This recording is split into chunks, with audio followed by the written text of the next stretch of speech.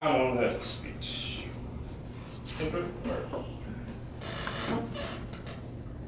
Should be. 5 to 7. 5 to 7? Okay. All right. Mine is 10 to 14. Okay. 10 to 14 for Jews. Okay, and our final role for this evening is the table topics master, which is Mr. Woody.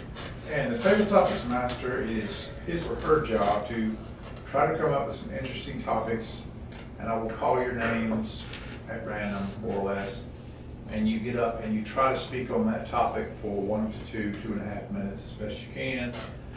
However, if it's a topic for some reason you know absolutely nothing about, you can change it completely and just kind of wing it. But you want to try to stand up and talk for 1 to 2, as long as 2.5 minutes on the topics that I introduce. I'll try to come up with some decent topics, and hopefully we'll have a little fun. Okay. Thank you, Woody. All right, so with that being said, I want to call up our first speaker, which is Julius. The topic of his speech is asserting yourself. And before Julius gets up here, I feel very confident that none of the speeches that we're going to have tonight will be full of leather Skype from the speakers. Did I use that correctly? Isn't Leather's got a noun? Yeah. But isn't it like a person? It's not a It's person. a person or the speaker. Oh, That type of speakers. All right, well, let's welcome Julius to the... Thank you, sir. Good evening, fellow Toastmasters and other guests. Tonight I'm going to speak to you about asserting yourself effectively. What I'm going to do is I'm going to give you some background on the methods of speaking effectively, and we're going to do a little role play. Mark is going to help me role play a scenario where I practice asserting skills. A co-worker makes distracting noises while chewing her gum as you attempt to concentrate on the project with a fast approaching deadline. Your son continues to leave the milk carton out on the table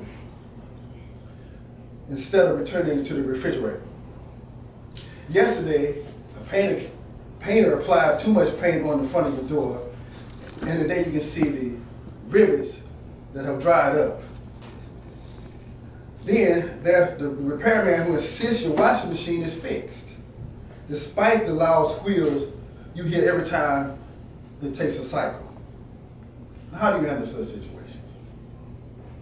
Do you try to ignore the gum chewer, gritting your teeth all the while, or do you scream, "Jenny, stop making that noise, I can't concentrate"?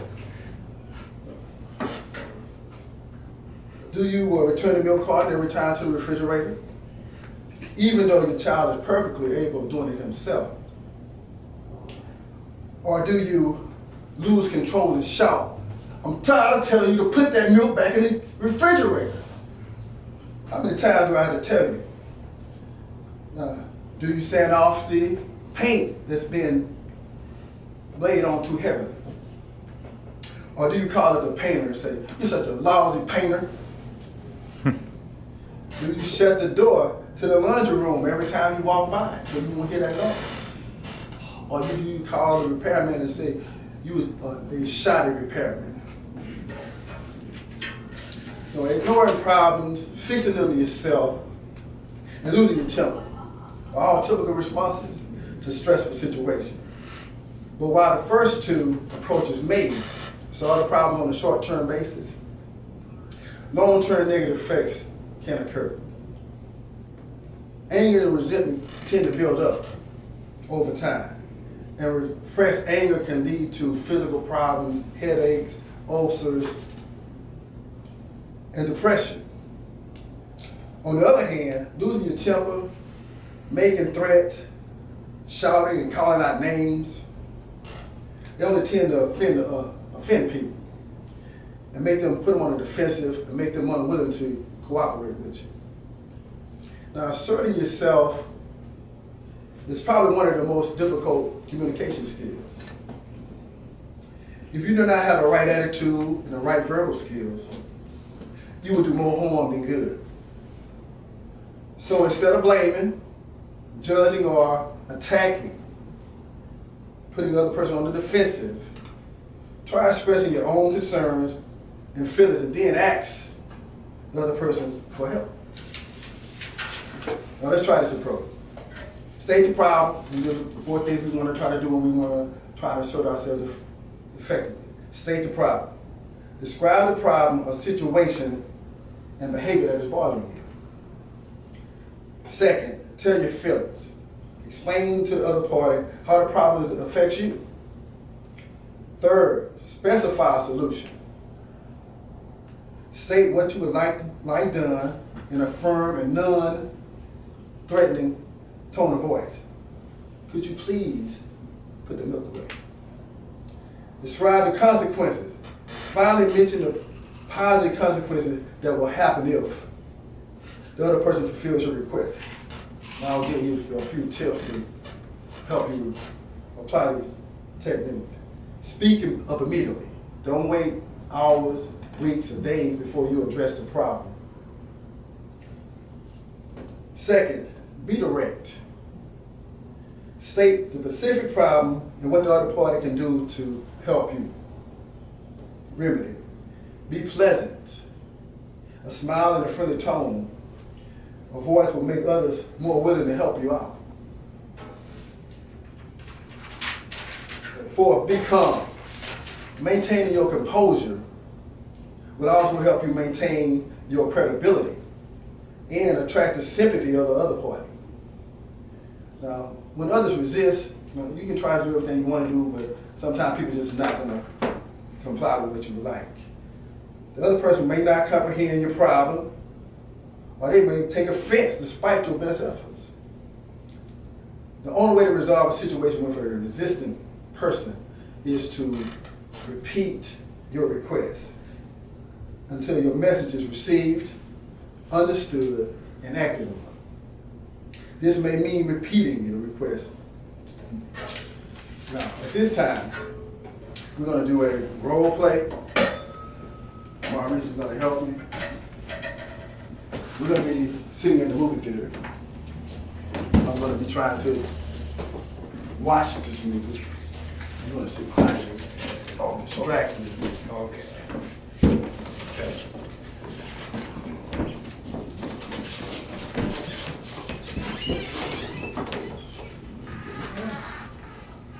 Look at this funny face on the screen. Look at it on the screen. Who is that funny face? Hey, how you? Hey. Excuse me. Hey. Excuse me. You're disturbing me with your noise. Hey. Would you please be quiet Hey. so that I can watch the movie? Hey, I gotta go pee. Gotta go pee. Is that like supposed to be a 5-year-old child? Gotta go pee. Excuse me. Again, I'm trying to watch the movie. I need you to be quiet so I can enjoy the movie. I would appreciate your cooperation.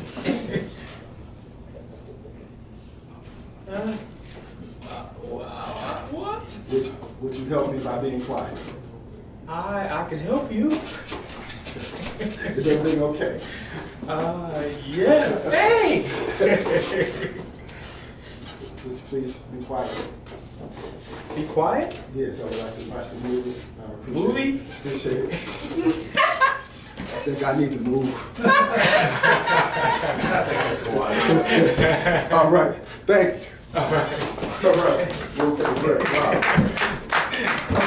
Now, at this time, I'm going to ask the audience, do you think that I followed the steps to being assertive? And if not, what could I have done better? I think you did, but as you asked him to be quiet, it became clear that he wasn't. So the smartest thing to do is what you did. Just get up and move. Right. I'm glad you continue like that because, a lot of times in life things don't always go according to plan. You can do everything according to the book, but still people are not going to comply. So in that situation, the next thing to do is to remove yourself from the situation. I didn't get mad. I didn't get angry. I felt like it. And I felt like, for a moment I thought something was wrong with me. So I had to address it from that kind of point of view. that concludes this portion of the meeting. Just remember to be assertive requires practice and commitment to getting what you want. Thank you.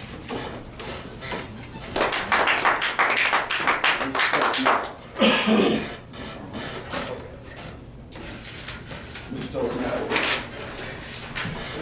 Thank you, Julius. That was a great speech by Julius. Some good takeaways. As far as being assertive, and this is something I can actually take back with me when I go to work tomorrow, especially the state the problem, be direct, and being calm.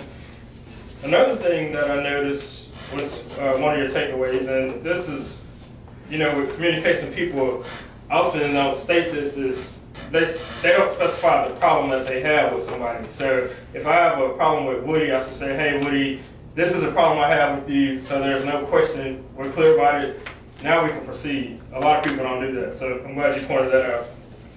Okay, the next speaker that we have is Kendra, and the topic of her speech is, why would I ever eat that?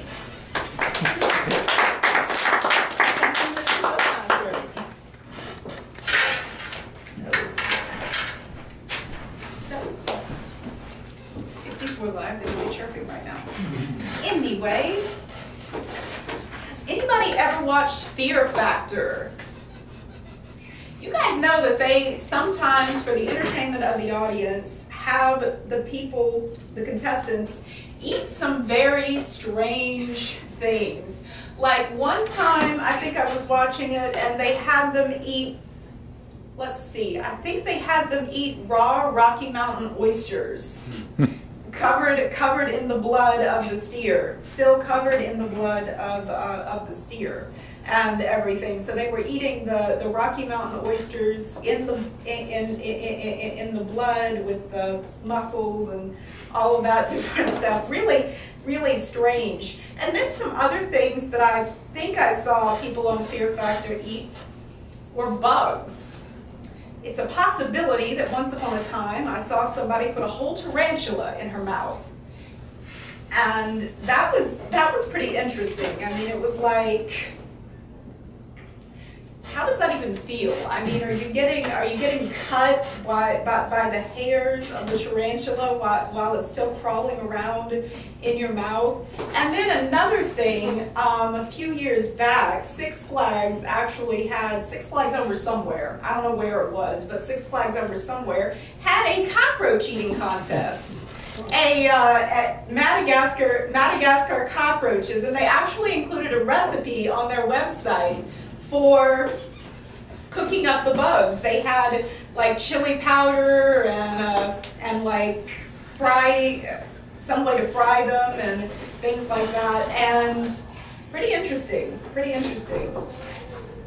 Which makes me wonder, why don't we eat bugs in the United States?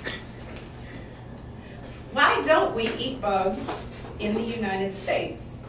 There are primate creatures that are human-like who eat insects. Like, for instance, the monkeys, you'll see them fishing for the termites and eating the termites. And they definitely eat bugs in more remote parts of the world. There are people who take the tarantulas and catch them on sticks and throw them in the fire and then pick off their legs and eat them and things like that. And then there are people who eat mealworms and crickets and different things like that. And another thing, if you've ever had Stilton cheese or escargot, what do you think you've eaten? What do you think you've eaten? Snails. Snails, exactly. Snails for escargot, maggots for Stilton cheese. So you've had bugs. You've essentially eaten bugs. So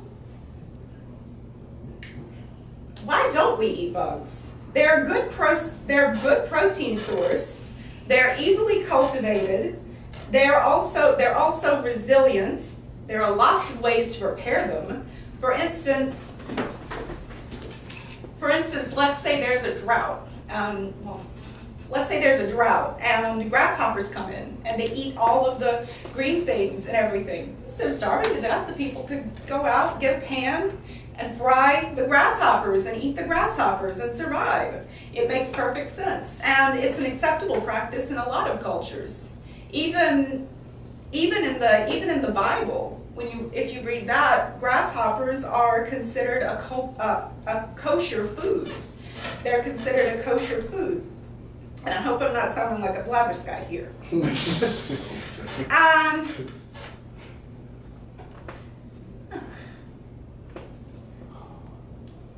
And there are lots of ways to prepare them. I mean, mostly I think when we're thinking prepared bugs, I think we're thinking just throw them in the fryer and have them out here like this, just so you can see their eyes and their little insect legs and all of the interesting things that probably make them very unappetizing. But there are other ways to make them. There's a company, for instance, that's making cricket chips. And you don't see the insect, you don't see the cricket, you just see, they're like corn chips. They're like corn chips, and the pieces of the cricket, the pieces of the insect, are pretty much like a grain and everything, because they're brown fine and you can't really see very much of them. There are probably other ways to make insects as well. Like, for instance, you could probably brown mealworms up and make them into like a burger, into like a patty, and fry them. And then you would have a mealworm burger full of protein, probably as nutritious for you as a beef patty, yet cheaper to produce because you're not using the cattle and you're not using the land, and probably easier because insects multiply. They multiply like crazy. But there's one pretty good reason we don't eat bugs. For the most part, in the United States, insects are not, the production of insects isn't regulated. For instance, the cockroaches for your cockroach stew could have been fished out of the sewer, or they could have been fed sawdust and the products that they need to grow healthy and to not make you sick. Cockroaches are essentially, cockroaches and other kinds of insects that are essentially scavengers. But when you think about it, we eat scavengers anyway. Has anybody ever had shrimp? Has anybody ever had lobster? Has anybody ever had crawfish? These sea creatures have similar habits to the cockroach. Yet it's only a cultural norm that we despise the cockroach and think that it is not good for food, and we accept that the shrimp, the lobster, and the crawfish are good for food. If we started regulating the production of bugs, then you guys could probably go shopping at your nearest Kroger's for ripe Madagascar cockroaches for your stew, or crispy crickets for that salad, or mealworms for that sugar mash for dessert. It would be pretty interesting, I think, if we were to start eating bugs. Just pass them around and look at them.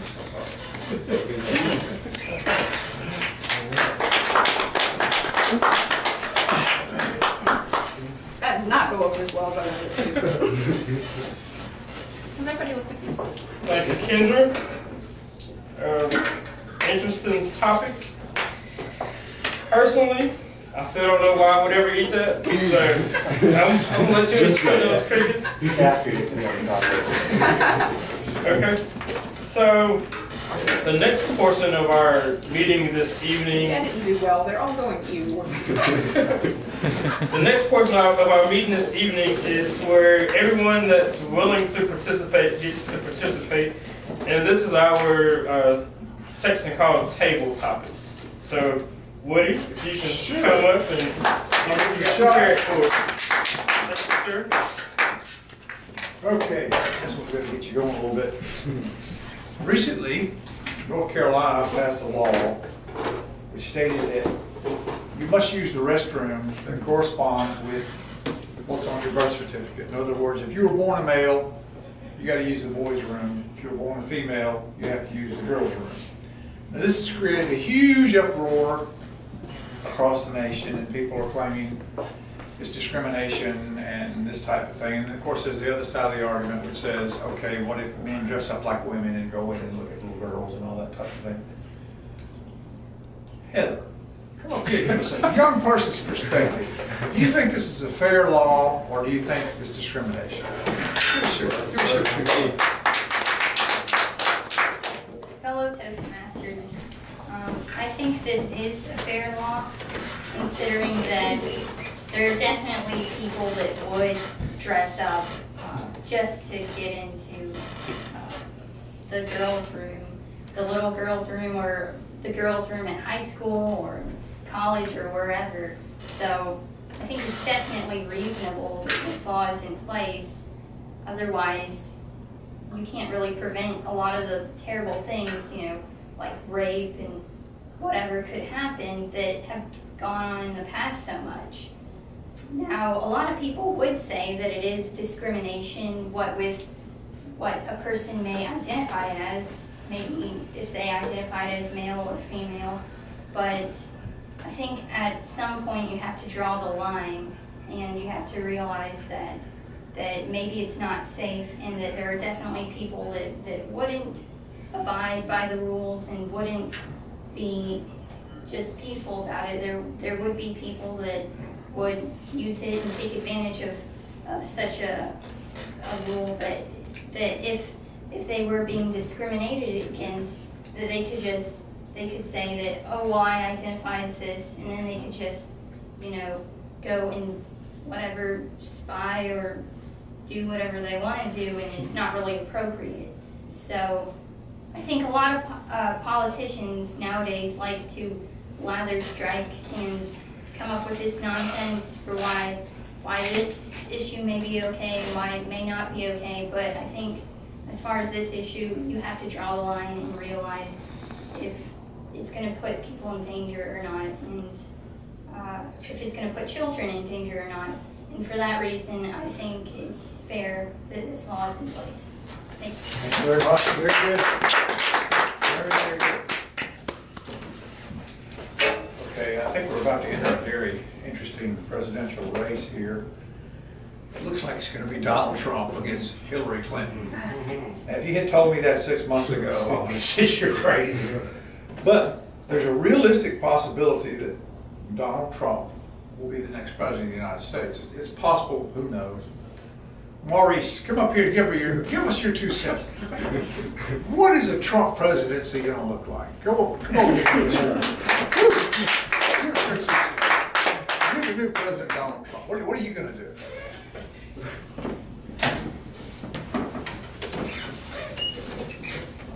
Fellow Toastmasters and honored guest, I think that a Trump presidency is going to be huge. Just go there.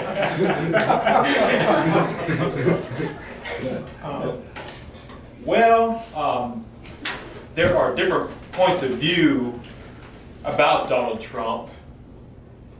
One point of view from a liberal perspective is that he's all conservative, and then the quote-unquote real conservatives can see his past history of switching parties and having liberal stances on other subjects. So that camp believes that he's at least a social liberal, if not a fiscal liberal. But others can see that he has liberal tendencies on the fiscal aspects in the past. But a Trump presidency may not be as bad, totally as bad as some think, because you have the the three divisions of government, executive, judicial, and legislative branch. So there's going to be a balance of power. So whether Hillary becomes a president or whether Trump becomes a president, there's going to be at least some semblance of the balance of power.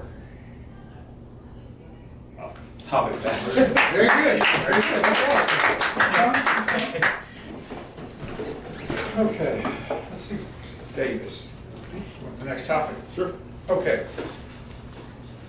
You could go anywhere in the world, all expenses paid, and you could spend 2 weeks. Where are you gonna go and why? Come up, give us your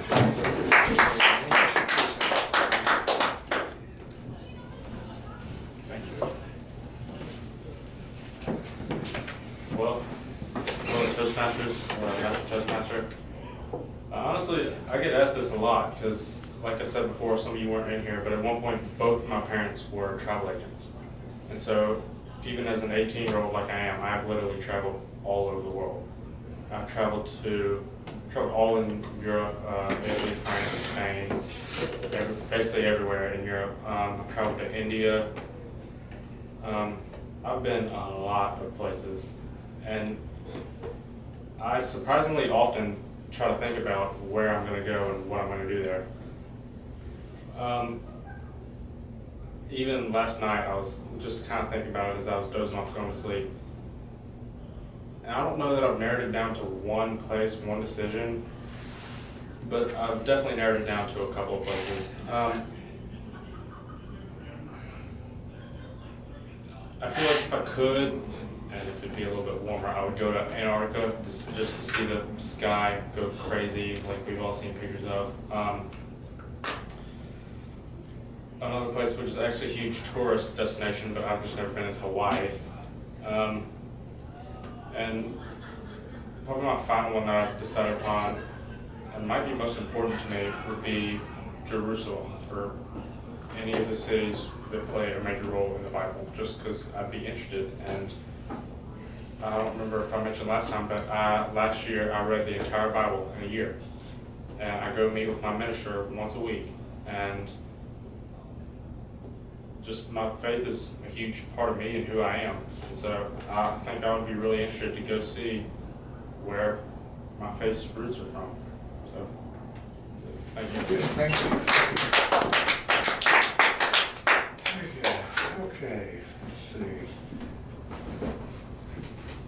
McKendrick, let's just say, okay, in the last 2 years, we've seen a lot of instances on the news of police brutality, where people are getting beat up and in many cases shot and that type of thing.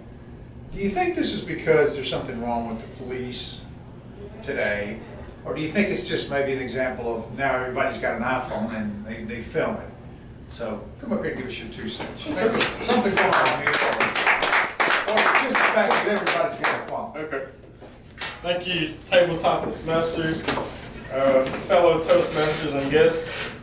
So the question that was asked was, I believe, is the police really this bad, or are they just getting caught on camera? Is that accurate? Okay, so I think that's a twofold question. So in some aspects, I do believe that police brutality is a prominent issue. I mean, just not across any demographic, but I mean, throughout history, it's been widely reported that police have always twisted the law, or have attempted to be above the law. So I think that's the one part. And then the next part is that there is so much, social media now. Everyone has exposure to some type of recording device, even the police themselves. So I think it's, I don't think the issue may be as bad as it's being portrayed, but then, well, I guess it's threefold then, because you have the media that has a job to do, and that's their job, which is to keep it out there, accentuate things that may not really be going on, but they're trying to sell by the police versus someone actually doing it. And then, just anything that's attention grabbing, I think the media does a lot of that. So I think I answered your question. So to wrap it up, I think the problem is partially the police, partially the exposure that people have to devices, and then the media plays the biggest part of it, I believe. Very good. I think it's several things there. I think the behavior is kind of bad in some cases, and the media does play it up, and now it's all on film. So, because whenever something happens, everybody pops out their iPhone, everybody's taking pictures, so you really can't deny what's going on. Charles McCorkle, I'm a member downtown. Okay, would you like to participate? Yes. Okay, let me find you a topic here. Let's see. I'll tell you what, I'll give you the bathroom question. I gave Heather. Okay. You want to give us your 2 cents? Do you think the law in North Carolina, do you think it's fair, or do you think it's an encroachment on people's rights? So let's give us your. I liked her response earlier, and I would say, like eating bugs, America's probably not yet at the level where it's adequately ruled or used to it. I think like if you went to where, France or somewhere, there might be places it happens and where it's kosher and by society rules, you might not object to it. And it's how conservative, how liberal. Davis, how conservative or how liberal do you read the Bible? Some people say that the Bible obviously, literally, is against homosexuality. I understand that. I like that in a way. Others say, well, the parts of the Bible that they don't address specifically homosexuality, they addressed the other harms that are going to happen. And so how conservatively or how liberally do you address this law here in America? I like that it stays the same and tends to be kind of, you might say, more conservative. Though I might not be extreme conservative, I would probably agree with the crowd that's going on strike against Target because Target recently issued a press release where they were going to follow the rules of current, whatever gender you choose, using any restroom. And while sure there's the legal argument that that might be discrimination or people might feel it ought to be that way, I am uncomfortable with that and feel that we're not there yet. And like I think Holly or Heather said, the numbers are too severe globally and especially U.S. on human trafficking. Mm-hmm. There's even allegations that well-known politicians are involved with sexually abusing immature boys and girls.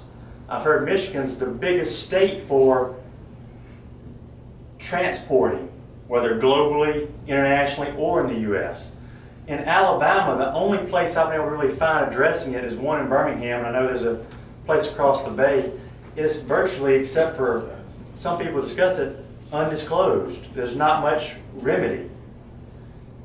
And if you read the numbers, some columns say that women, young ladies surveyed early in college will say they've been even verbally sexually assaulted 70, 80% of the time. And with those kind of demographics and numbers, if you let whoever go into any restroom and we're not really policing or setting rules yet, I would support the law and say that I'm uncomfortable with anything in that direction right now. Thank you very much.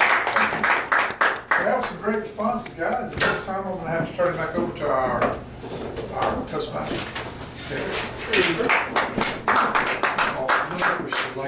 There you go. Okay, turn it over. Thank you, Woody.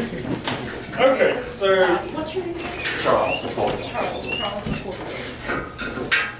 the next part of our program this evening is where we are critiqued on how well we did in our roles today in the meeting. So to start off with, I'm going to have Maurice, which is our general evaluator, come up and start his evaluation process and work with his team.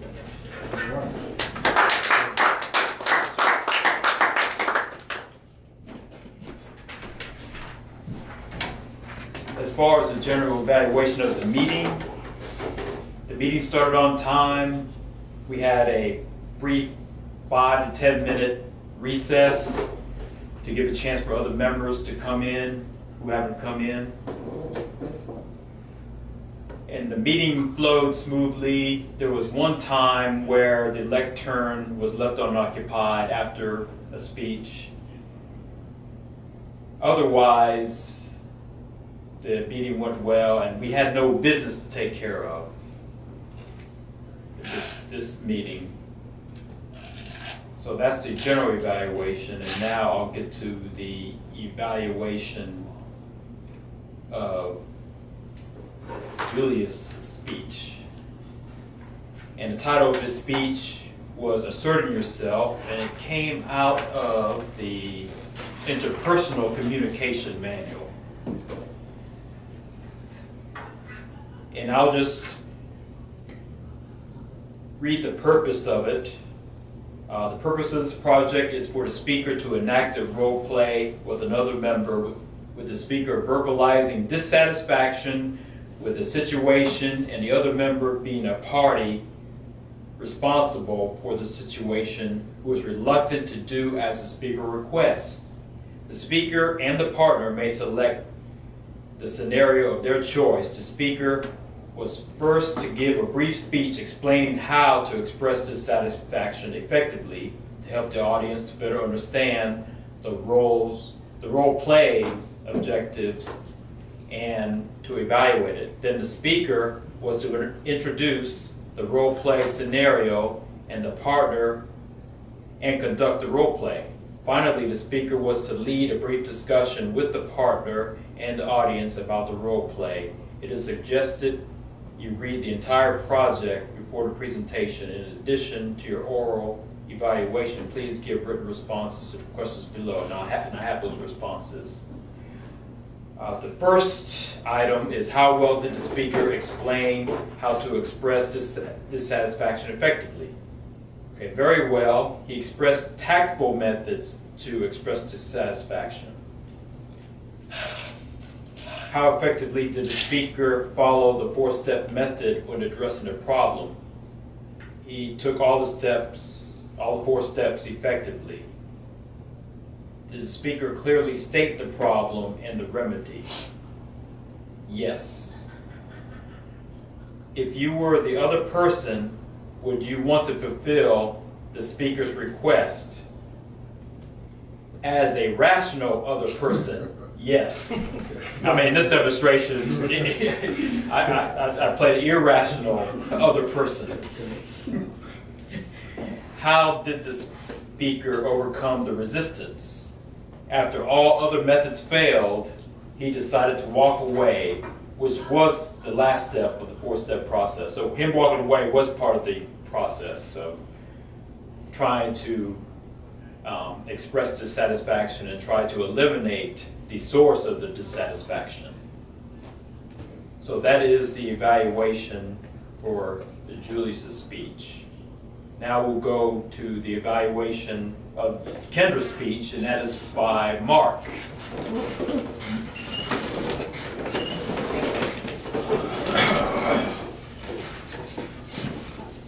Okay. So Kendra gave her second speech out of the manual. So the objectives were to select an appropriate outline which allows listeners to easily follow and understand your speech. Make your message clear with supporting material directly contributing to that message. Use appropriate transitions when moving from one idea to another. Create a strong opening and conclusion.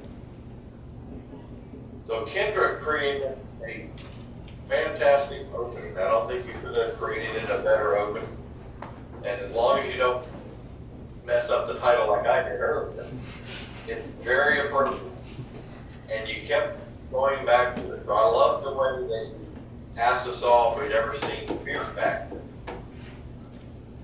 And then throughout your speech, you kept going back to, why would I ever eat that? So that was very good. One of the things I think you can do to improve is watch the filling phrases where you said, I mean, a number of times, at least 3 times, and you said, you know. Those don't add to your speech, and so you want to avoid those. Have a pause if you want to make a point. You had a lot of good examples. I think you could have done better with transitions, where you go from one idea to another. You had a lot of ideas, but the objective of this speech was to organize it, and I think you could have been a little bit better on transitioning from one idea to the next. When you give a speech like this, you always want to tell the audience what you're going to tell them. I think you did a good job of that with your opening. And then tell them, and then at the end, tell the audience what you just told them, so you bring it back. I think your conclusion, you could have worked a little bit better on your conclusion. One of the things that's not part of this speech, it's in speech 5, is hand motions. And one of the things you never want to do when you're giving a speech is stand with your arms crossed, because that tells the audience that you don't care about them. And I know that's not your message, but you don't want to do that. If when you're crossing your arms, you're telling the audience, I'm not interested in you understanding what I'm saying. And so you don't want to do that. I thought you had the good hand motions when you're talking about pulling the legs off spiders and things like that.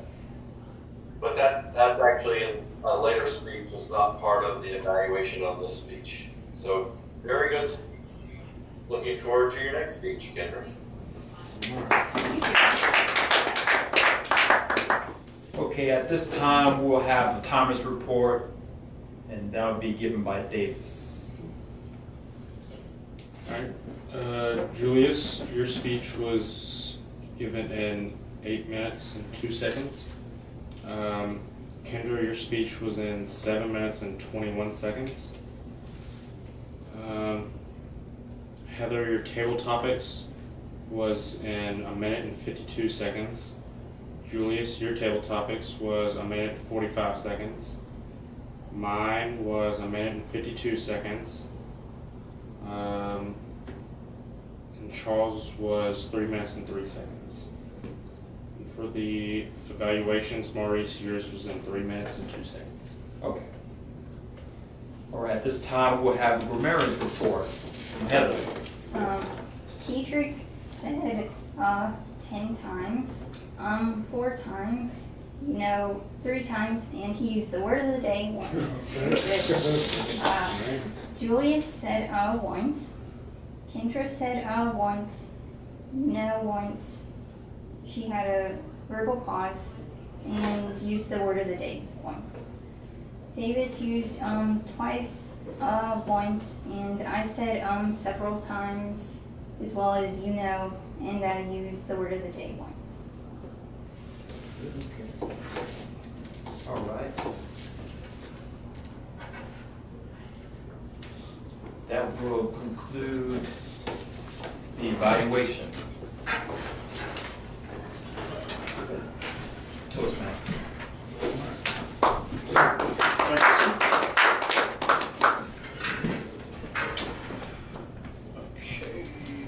Okay. Do you have anyone that's presenting an educational overview tonight? We won't have to. Okay. All right. With that being short on time, let's review the agenda for the next meeting. And I do not have it. Mark, can you go over the roles? I sure can. So next week, JR is scheduled for the Toastmaster. I haven't heard from him. I don't know how his school schedule will impact him being Toastmaster. So if anybody has contacted him, just let me know. Brett and Tammy will be giving speeches. Brett is number 5, Your Body Speaks. We talked about that a little bit earlier. And Tammy is number 3, Getting the Point. General evaluator will be Kedrick. And Julius will be the second evaluator. Table topics is Luke Green. I haven't heard from Luke in a while. And then John Beecham is reserve speaker.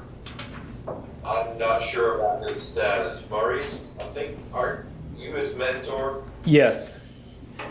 Okay. If you'll reach out to him and find out what his plans are for speaking. Okay. And that's it for next week. I see we've got a new guest. His name is Art Charles. Yes, Charles and Pocono. Okay. If you can give Maurice your email number, we'll set you up so you get a email invite. How'd you hear about the meeting? I believe JR came to our meeting downtown one time, Wednesday at noon, as a guest. And I've always been interested in stopping by to visit. Oh, okay. So you're already a club member at another club? Yes, I forget the name of it, the one downtown on Wednesdays at noon. Okay. Are you interested in joining our club? I'm interested in attending some, yeah, we'll talk about it. Okay. Sure. You have anything else, Mark? No, that's it. Okay. Well, let me relinquish the lectern back over to our president. President. Acting president, I'm sorry. And we want to thank everybody for coming